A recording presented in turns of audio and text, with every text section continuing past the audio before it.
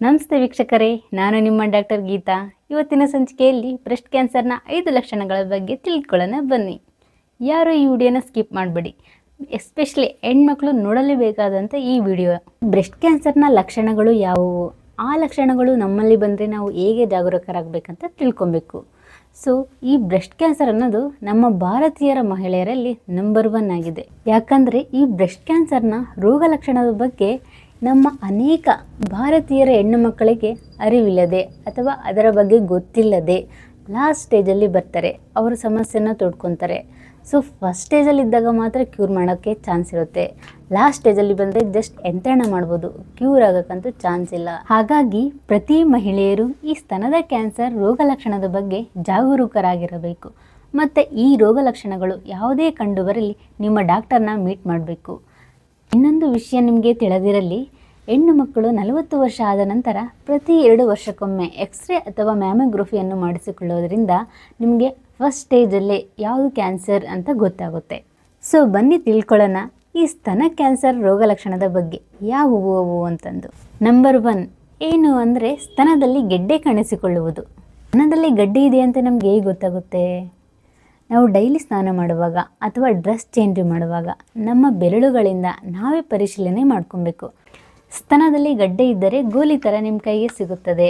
So ಆಗಾಗ ನೀವು ನಿಮ್ಮ ಸ್ತನಗಳನ್ನು ಪರಿಶೀಲನೆ ಮಾಡಿಕೊಳ್ತಾ ಇರಬೇಕು. ನೀವು ಪರಿಶೀಲನೆ ಮಾಡ್ಕೊಳ್ತಿಲ್ಲ ಅಂದರೆ ನಿಮ್ಗೆ ಏನೂ ಗೊತ್ತಾಗಲ್ಲ. ಯೂಸ್ವಲಿ ಸ್ತನ ಸಾಫ್ಟಾಗಿರುತ್ತದೆ. ಆದರೆ ನಮ್ಮ ಭಾರತೀಯರ ಹೆಣ್ಮಕ್ಳು ಸಂಕೋಚ ಎನ್ನುವ ಪದದಿಂದ ಸ್ತನದಲ್ಲಿ ಗಡ್ಡೆಯಾಗಿ 1 ತಿಂಗಳಾದರೂ ನೋವಿಲ್ಲ ಅಂತ ಯಾರ ಹತ್ರನೂ ಹೇಳ್ಕೊಳಕ್ಕೆ ಹೋಗಲ್ಲ, ಡಾಕ್ಟ್ರ್ ಹತ್ರನೂ ತೋರಿಸ್ಕೊಳಲ್ಲ ಅವರು.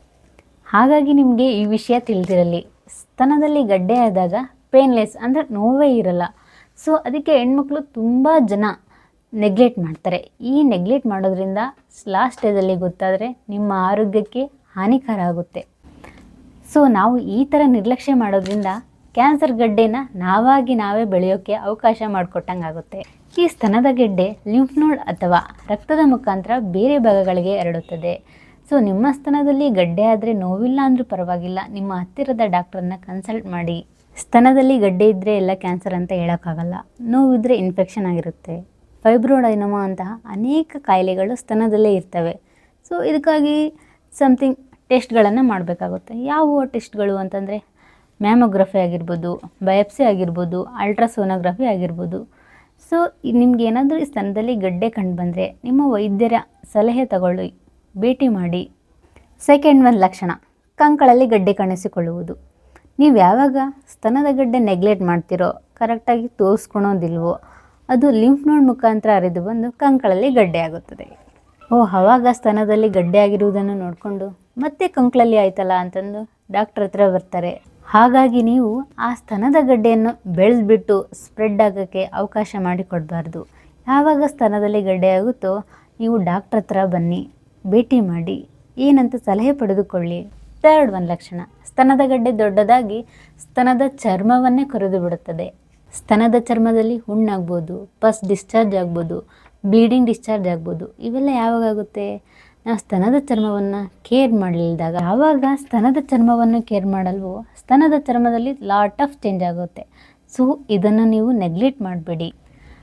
ನಾವು ಇನ್ನೂ ತುಂಬ ನೆಗ್ಲೆಕ್ಟ್ ಮಾಡಿದರೆ ಸ್ತನದ ಚರ್ಮ ಸ್ವೆಲ್ಲಿಂಗ್ ಆಗಿಬಿಟ್ಟು ಆರೆಂಜ್ ಫ್ರೂಟ್ ಟೈಪ್ ಆಗುತ್ತೆ. ಇದು ಸ್ತನದ ಚರ್ಮ ರೆಡ್ ಅಲ್ಸರ್ ಆಗಿ ಡಿಂಪಲ್ ಆಗೋದು ಮತ್ತು ಒಳಗಡೆ ಟ್ಯೂಮರ್ ಇರುತ್ತಲ್ಲ ಆ ಸ್ಕಿನ್ನ ಎಳೆದ್ಬಿಟ್ಟು ಗೂಳಿ ಬೀಳುತ್ತೆ.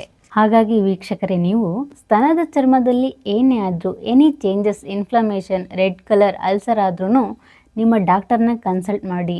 ಅದನ್ನು ಮಾತ್ರ ಮರೆಯೋಕ್ಕೆ ಹೋಗಬೇಡಿ. Fourth 1 nipple changes. ನಿಪ್ಪಲಿಂದ ಬ್ಲಡ್ ಬರೋಂಥದ್ದಾಗಿರಲಿ, ನಿಪ್ಪಲ್ ಇನ್ವರ್ಷನ್ ಆಗಿರುತ್ತೆ, ನಿಪ್ಪಲ್ ಇನ್ವರ್ಷನ್ ಆಗಿಬಿಟ್ಟು ಬ್ಲಡ್ ಬರೋಂಥದ್ದಾಗಿರಲಿ, ಕ್ಯಾನ್ಸರ್ನ ಲಕ್ಷಣ ಆಗಿದ್ದರೂ ಕೆಲವೊಬ್ಬರಿಗೆ ಬೈ ಬರ್ತಿಂದನೇ ನಿಪ್ಪಲ್ ಇನ್ಸೈಡ್ ಇರುತ್ತೆ. ಸೊ ಅದೇನು ಇಂಪಾರ್ಟೆಂಟ್ ಅಲ್ಲ.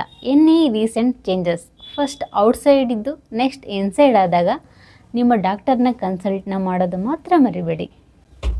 ಫಿಫ್ತ್ 1 ನಿಮ್ಗೆ ಇವೆಲ್ಲ ಲಕ್ಷಣಗಳಿದ್ದು ನೀವು ನೆಗ್ಲೆಕ್ಟ್ ಮಾಡ್ತಿದ್ದೀರಾ, ತುಂಬ ಬ್ಯುಸಿ ಅದೇ, ನಾವು ಮನೇಲಿ ಮಕ್ಕಳು ನೋಡ್ಕೊಬೇಕು, ಮನೇಲಿ ಗಂಡಂಗೆ ಅಡುಗೆ ಮಾಡಿಕೊಡ್ಬೇಕು ಅಂತ ನೀವೇನಾದರೂ ಬ್ಯುಸಿ ಮಾಡಿಕೊಂಡು ಈ ಲಕ್ಷಣಗಳೆಲ್ಲ ನೀವು ನೆಗ್ಲೆಕ್ಟ್ ಮಾಡಿರಾ ಅಂತಂದರೆ ಲಾಸ್ಟ್ ಸ್ಟೇಜ್ ಸ್ಪ್ರೆಡ್ ಆಗೋದು. ಆ ಸ್ತನದ ಗಡ್ಡೆ ಆಗಿರ್ಬೋದು ಕೊಂಕ್ಲಿಗೆ ಹೋಗ್ಬಿಟ್ಟು ಥ್ರೂ ಲಿಂಫ್ ನೋಟ್ಸು ಮತ್ತು ಬ್ಲಡ್ ಮುಖಾಂತರ ನಿಮ್ಮ ಮೆದುಳಿಗಾಗಿರ್ಬೋದು, ಲಿವರ್ಗಾಗಿರ್ಬೋದು, ಅದು ಎಲ್ಲ ಕಡೆ ಸ್ಪ್ರೆಡ್ ಆಗುತ್ತೆ. ಸ್ಪ್ರೆಡ್ ಆಗಿ ಅದರದೇ ಆದ ಒಂದು ಆರ್ಗನಿನ ಲಕ್ಷಣಗಳನ್ನು ತೋರಿಸುತ್ತದೆ. ಬ್ರೈನ್ಗೆ ಏನಾದರೂ ಸ್ಪ್ರೆಡ್ ಆದರೆ ಯಾವ ಸಿಂಪ್ಟಮ್ಸ್ ಬರ್ಬೋದು? ಫಿಟ್ಸ್ ಬರೋದಾಗಿರಲಿ, ಗಿಡ್ಡಿನೆಸ್ ಆಗಿರಲಿ ಅಂದರೆ ತಲೆ ಚಕ್ಕರ್, ನೆಕ್ಸ್ಟ್ ಹೆಡ್ಡೇಕ್ ಬರೋದಾಗಿರಲಿ, ಅನ್ಕಾನ್ಷಿಯಸ್ ಆಗಿ ಬೀಳೋದಾಗಿರಲಿ, ಆ ಟೈಪ್ ಆಗುತ್ತೆ. ಲಿವರಿಗೆ ಸ್ಪ್ರೆಡ್ ಆದರೆ ಜಾಂಡಿಸ್ ಬರುತ್ತೆ. ಸೊ ಬೋನ್ಸ್ಗೆ ಏನಾದರೂ ಸ್ಪ್ರೆಡ್ ಆದರೆ ಬ್ಯಾಕ್ ಏಕ್ ಬರುತ್ತೆ, ಸೊಂಟ ನೋವು ತುಂಬ ಇರುತ್ತೆ. ನೆಕ್ಸ್ಟ್ ಲಂಗ್ಸ್ಗೆ ಸ್ಪ್ರೆಡ್ ಆಯಿತು ಅಂದರೆ ಉಸಿರಾಟನೇ ನಿಂತೋಗೋ ಚಾನ್ಸ್ ಇರುತ್ತೆ. ಈ ಥರ ಲಕ್ಷಣಗಳೆಲ್ಲ ತೋರಿಸ್ಬಿಟ್ಟು ಅದು ಲಾಸ್ಟ್ ಸ್ಟೇಜಿಗೆ ಹೋದಾಗ ಪ್ರಾಬ್ಲಮ್ ಈಸ್ ವೆರಿ ಸೀರಿಯಸ್ ಆಗುತ್ತೆ. ಸೊ ಬ್ರೆಸ್ಟ್ ಕ್ಯಾನ್ಸರ್ನ 5 ಲಕ್ಷಣಗಳು ಯಾವುವು?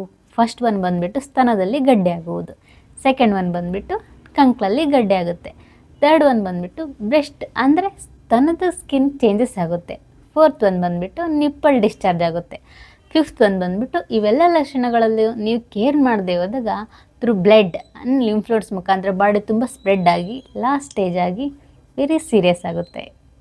ಸೊ ಹಾಗಾಗಿ ನೀವು ಯಾವುದೇ ಲಕ್ಷಣ ಕಂಡು ಬರಲಿ ನಿಮ್ಮ ಡಾಕ್ಟರ್ ಬಳಿ ಹೋಗಿ ಏನಂತ ತಿಳ್ಕೊಳ್ಳಿ, ಸರಿನಾ? ಸೊ ಹಾಗಾಗಿ ಎಲ್ಲ ಮಹಿಳೆಯರು ಈ ಬ್ರೆಸ್ಟ್ ಕ್ಯಾನ್ಸರ್ನ 5 ಲಕ್ಷಣಗಳ ಬಗ್ಗೆ ಜಾಗರೂಕವಾಗಿರಿ. ನಿಮ್ಗೆ ಏನೇ ಲಕ್ಷಣಗಳು ಇಲ್ಲ ಅಂತಂದರೂ 40 ವರ್ಷ ಆದಮೇಲೆ 2 ವರ್ಷಗಳಿಗೊಮ್ಮೆ ಮ್ಯಾಮೋಗ್ರಫಿ ಮಾಡಿಸಿ. ಫಸ್ಟ್ ಸ್ಟೇಜಲ್ಲಿ ಇದ್ದೇ ನಿಮಗೆ ಗೊತ್ತಾಗುತ್ತೆ, ಬೇಗ ಟ್ರೀಟ್ಮೆಂಟ್ ಸಿಗುತ್ತೆ ಮತ್ತು ಕ್ಯೂರ್ ಆಗ್ತೀರಾ. ಈ ಬ್ರೆಸ್ಟ್ ಕ್ಯಾನ್ಸರ್ ಏನಾದರೂ ಫ್ಯಾಮಿಲಿ ಹಿಸ್ಟ್ರಿ ಇದ್ದರೆ ಅವ್ರು ತುಂಬ ಹುಷಾರಾಗಿರಬೇಕು. ಅವರು ಜೆನೆಟಿಕ್ ಟೆಸ್ಟ್ ಮಾಡಿಸೋದಾಗಿರಲಿ, USG ಮಾಡಿಸೋದಾಗಿರಲಿ ಮತ್ತು ಮ್ಯಾಮೋಗ್ರಫಿನ ಮಾಡಿಸ್ಕೊತಾ ಇರಬೇಕು. ಸೊ ಅದರಿಂದ ನಿಮಗೆ ಫಸ್ಟ್ ಸ್ಟೇಜಲ್ಲಿ ಗೊತ್ತಾಗುತ್ತೆ. ಹೆಣ್ಮಕ್ಳೆಲ್ಲ ತುಂಬ ಹುಷಾರಾಗಿರಿ. ವೀಕ್ಷಕರೇ, ನೀವು ಅಬ್ಸರ್ವ್ ಮಾಡಿದ್ದೀರಾ ಈ ಮ್ಯಾಮ್ ಯಾಕೆ ಪದೇ ಪದೇ ಹೇಳ್ತಿದ್ದಾರೆ ಡಾಕ್ಟರ್ನ ಕನ್ಸಲ್ಟ್ ಮಾಡಿ ಅಂತಂದು. ಒಂದು ಲಕ್ಷಣ ಆದ ತಕ್ಷಣ ನಿಮ್ಗೆ ಹೇಳ್ತಿದ್ದೀನಿ, ಇದನ್ನು ನೆಗ್ಲೆಕ್ಟ್ ಮಾಡಬೇಡಿ. ನೀವು ಫಸ್ಟ್ ಲಕ್ಷಣ ಕಂಡು ಬಂದಾಗ ಡಾಕ್ಟ್ರ್ ಹತ್ರ ಹೋದರೆ ಅದಕ್ಕೆ ತಕ್ಕನಾಗಿರೋ ಟ್ರೀಟ್ಮೆಂಟ್ ಕೊಡ್ತಾರೆ. ಅದೇ ನೀವು ನೆಗ್ಲೆಕ್ಟ್ ಮಾಡಿ first stage, second stage, third stage, fourth ಸ್ಟೇಜಲ್ಲಿ ಹೋದಾಗ ಡಾಕ್ಟ್ರ್ ಏನು ಹೇಳ್ತಾರೆ, 6 months ಲೈಫ್ ಇರುತ್ತೆ. ಆಮೇಲೆ she is no more. Word ಕೇಳಿದ್ರೆ ನಿಮ್ಗೆ ಎಷ್ಟು ಬೇಜಾರಾಗುತ್ತಲ್ವ. ಲಕ್ಷಾಂತರ ರೂಪಾಯಿ ಖರ್ಚು ಮಾಡಿರ್ತೀರ, ಎಷ್ಟಕ್ಕೊಂದು ಸ್ಕ್ಯಾನಿಂಗ್ಸ್ ಆಗಿರ್ತವೆ, ರೇಡಿಯೋಥೆರಪಿ ಮತ್ತು ಕೀಮೊಥೆರಪಿ ಅನ್ನೋ ಟ್ರೀಟ್ಮೆಂಟು ತಗೊಂಡಿರ್ತಾರೆ. ಸೊ ನಿಮ್ಮ ಕಣ್ಣೆದುರಿಗೆ ಆ ಪೇಷಂಟ್ ಹಂಗಾಗ್ತಿದೆ ಅಂದಾಗ ಎಷ್ಟು ಮನಸ್ಸಿಗೆ ಬೇಜಾರಾಗುತ್ತೆ. ಸೊ ಇದನ್ನು ನೀವು ನೆಗ್ಲೆಕ್ಟ್ ಮಾಡಿಬಿಡಿ. ನಮ್ಮ ಫ್ರೆಂಡ್ಸ್ ಸರ್ಕಲಲ್ಲೂ ಈ ಟೈಪ್ ಆಗಿದೆ. ಸೊ ನೀವು ನೆಗ್ಲೆಕ್ಟ್ ಮಾಡಿಬಿಡಿ, ಡಾಕ್ಟ್ರ್ ಹತ್ರ ಹೋಗಿ ಕನ್ಸಲ್ಟ್ ಮಾಡಿ, ಏನು ಹೆದರ್ಕೊಂಬೇಡಿ, ಸಂಕೋಚ ಬಿಡಿ, ಓಕೆನಾ? ಸೊ ಮಹಿಳೆಯರೇ, ನೀವೆಲ್ಲ ಬುದ್ಧಿವಂತರಾಗಿರ್ರಿ, ಇದನ್ನೆಲ್ಲ ತಿಳ್ಕೊಳ್ಳಿ. ಈ ಲಕ್ಷಣಗಳನ್ನು ಕಂಡು ಬಂದರೆ ಯಾವುದೇ ಆಗಲಿ ಡಾಕ್ಟರ್ನ ಕನ್ಸಲ್ಟ್ ಮಾಡೋದನ್ನು ಮಾತ್ರ ಮರಿಬೇಡಿ. Thank you. ಈ ವಿಡಿಯೋ ನೋಡಿ ನಿಮಗೆ ಇಷ್ಟ ಆಗಿದ್ದರೆ ಲೈಕ್ ಮಾಡಿ, ಶೇರ್ ಮಾಡಿ ಆ್ಯಂಡ್ ಸಬ್ಸ್ಕ್ರೈಬ್ ಆಗಿ. ನಮ್ಮ ಎಲ್ಲ ನೋಟಿಫಿಕೇಷನ್ಸ್ ಬರ್ತವೆ ನೆಕ್ಸ್ಟ್ ವೀಡಿಯೋಸ್ ಅಪ್ಲೋಡ್ ಮಾಡಿದಾಗ. Thank you. ನಿಮ್ಮ ಆರೋಗ್ಯದ ಬಗ್ಗೆ ನಿಮಗೆ ಕಾಳಜಿ ಇರಲಿ. ಧನ್ಯವಾದಗಳು.